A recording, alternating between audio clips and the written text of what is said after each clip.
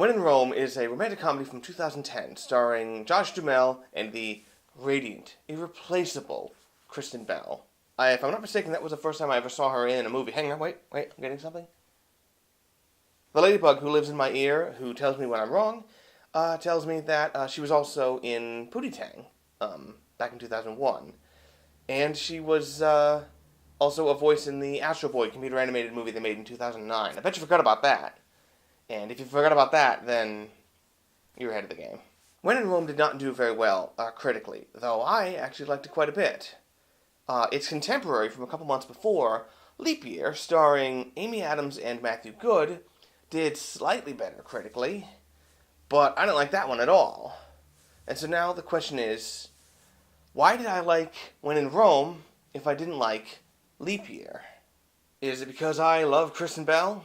Because I do. Oh man. She got me to watch Jimmy Fallon last night. That's pretty much all you need to know right there. True story. When I was talking to my brother about Frozen, I mentioned that she's the voice of the main character in that movie, and he blurts out, "Oh, that's why you like it so much." I may talk about Frozen on the show someday, though not, obviously I liked it and everyone else liked it, so it's not exactly for that reason. You'll see why if I ever do that episode.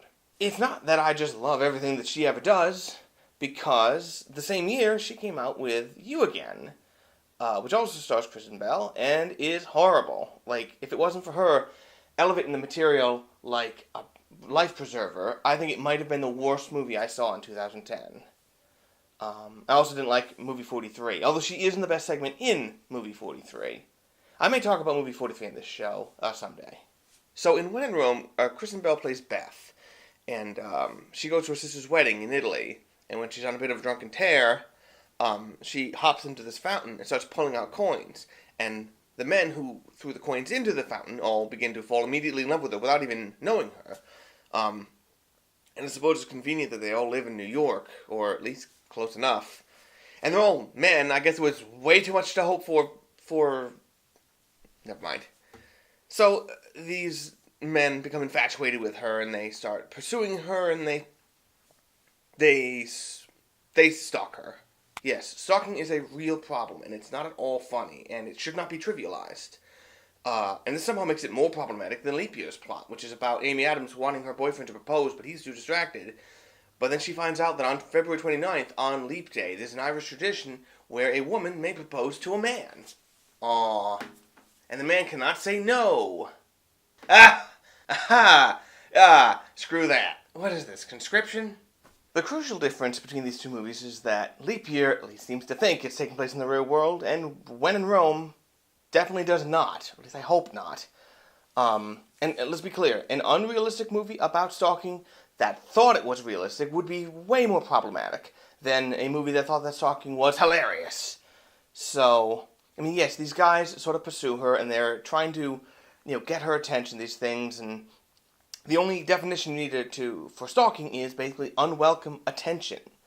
But they're not mean, they're not hostile, they're not entitled like real stalkers are. They're not even mean to one another.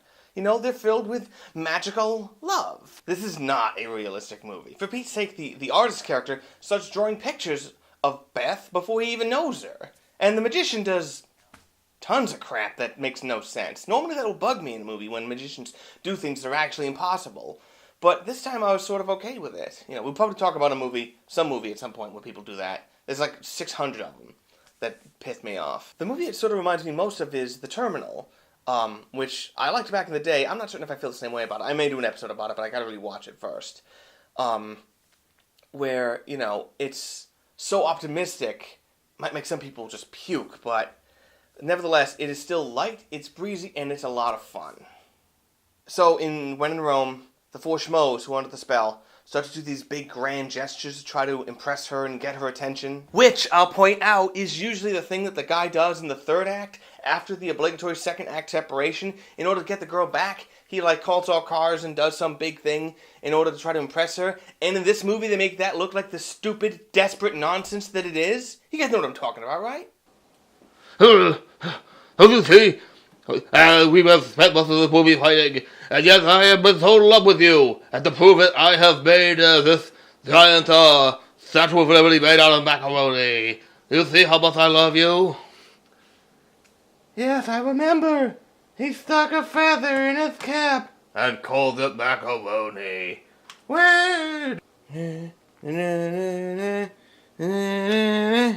But furthermore, when they make these big grand gestures, Beth will just look at them and just keep on walking. She was completely unfazed by them. And these scenes lead to a lot of slapstick.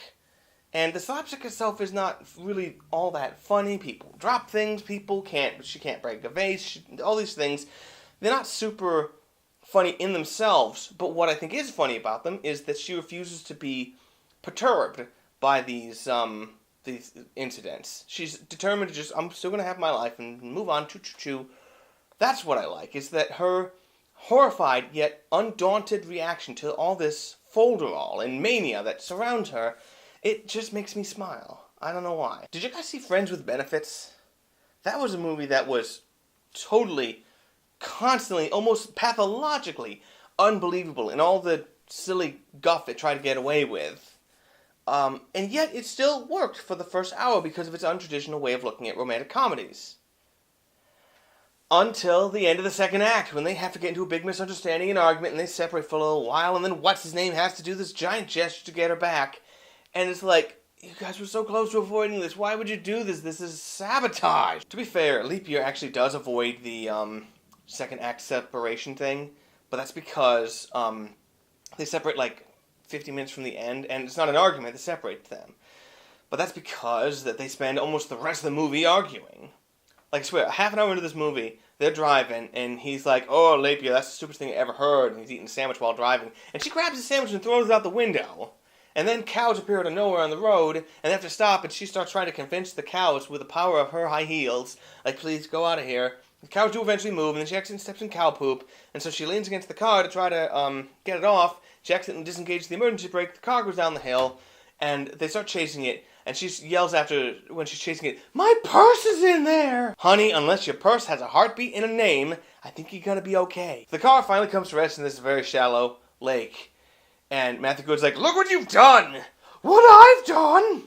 I'm sorry, that's incorrect. I believe what you're looking for is, "I'm sorry. It was an accident," would have also been acceptable. Also, "Guess what you did? Whose ass pushed the car?" And yes, Matthew, I don't know the character's names. Who gives it? Do you care? Anyone care? It's Declan, I think it's his name. Who cares? No one cares. So, Matthew, I know you're upset at her, but that doesn't necessarily forgive you just standing there while she gets mugged, you know? Maybe you're both dicks. And furthermore, later on when they find the people, she goes and confronts these three thugs all by herself. It's like, maybe you're also dumb. I mean, you're both dumb. We'll talk about why Matthew's character is dumb too later. But right now, yes, her character is dumb. And she's entitled, because when her plane gets diverted and she can't go straight to Dublin, she's like, "Excuse me, I need to get to Dublin. I need to get to Dublin. This isn't going to work for me." And just standing behind her is, I'm sure, the diplomat and the life-saving surgeon. And everyone on that plane has more urgent business than her and this idiotic plan. But it's just an excuse for the two women who are standing at the desk to then be mean to her so she can be like, "Ew, I'm all frumpy. Meh." Ugh. And she's manipulative.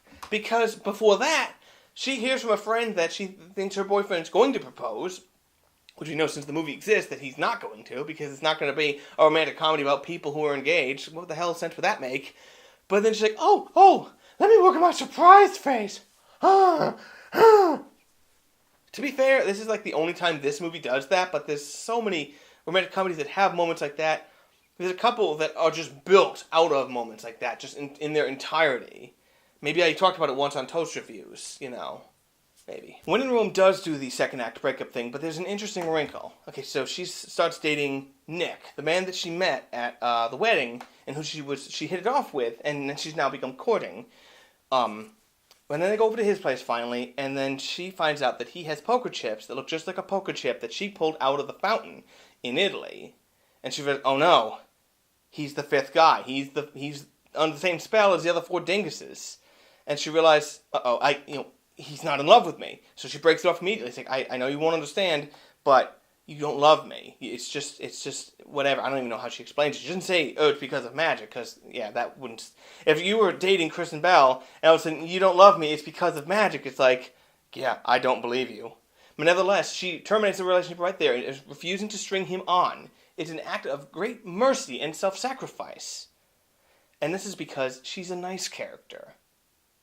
And that's the difference. Now, both When in Rome and Leap Year both do another trope of romantic comedies, which is the last-minute doubt. When right at the end you think it's just not going to work out, and then, spoilers, it does. So in Leap Year, what happens is, in the last 10 minutes of the movie, Amy Adams finally learns that her fiancé that she's been dating for 4 years, but we've only seen like twice, is a douche. But I could have told you that because he's played by Adam Scott. Buzzing. I like Adam Scott, but I first saw him in Step Brothers, and I've never really been able to shake the dislike I had of that character.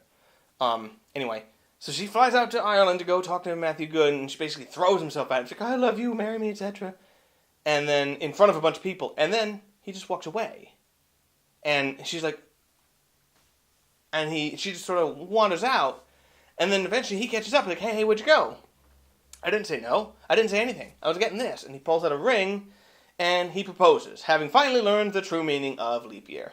Dude, tell her to wait for like 10 seconds and go get the ring, and then do it. Like, is this the time to be ambiguous?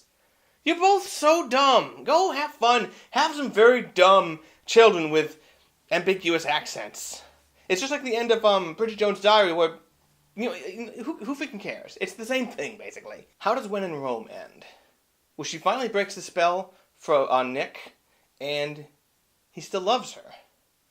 So they begin courting, they date, they plan a wedding. The wedding at the same place as before. And, of course, she invites the 4 schmucks, because of course she does. And John Heder, the magician character, reveals, he's like, I think I might have given you back the wrong chip, because when he's constantly taking things from people, and he's doing this trick with the thing where he's duplicating the poker chip, and then he realized, I think I gave you back the wrong one, I'm so sorry. Which means the spell is not broken, which means the entire courtship that they've had has been because of this magical nonsense. And the wedding's already going, so there's no time to wait. So literally at the I do moment, she's like, I can't do this, passes him the chip, which breaks the spell, and runs away. She could have had endless matrimonial happiness, a real happily ever after.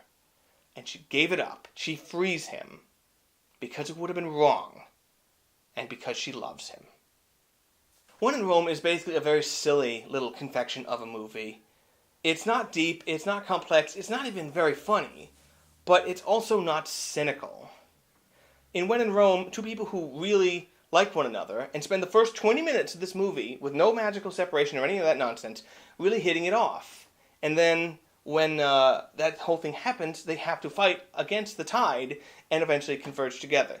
Where in Leap Year, which is basically half romantic comedy, half road trip movie, and isn't really good at either one of them, these characters spend so much time fighting, and then by the end of the movie, they're like, it's the end of the movie, and someone has to have sex, so we may as well, and that's why they end up together. They end up together because it's a romantic comedy, not because they're meant to be together. They just snap together like Lego bricks.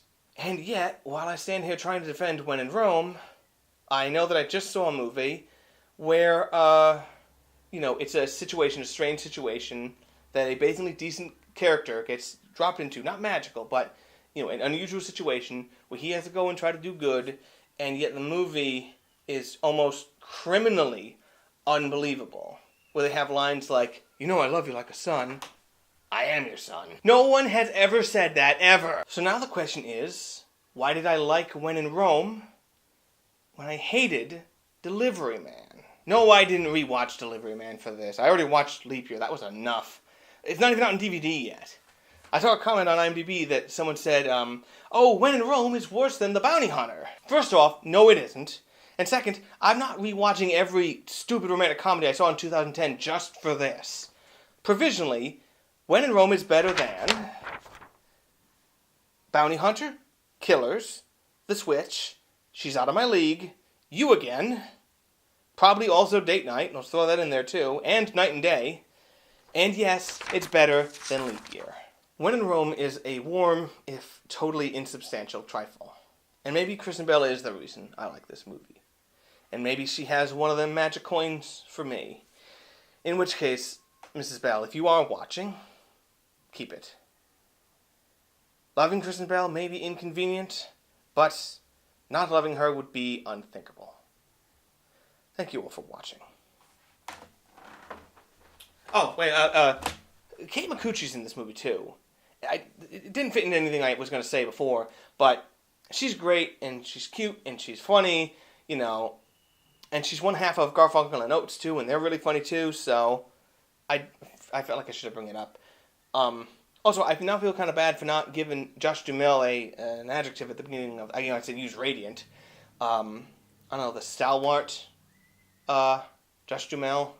I actually didn't know how to pronounce his surname, so I looked it up. I looked up a clip of him on Craig Ferguson, but I'm like, I'm using Craig Ferguson as a guide for pronunciation. Maybe I shouldn't do that. Anyway, bye.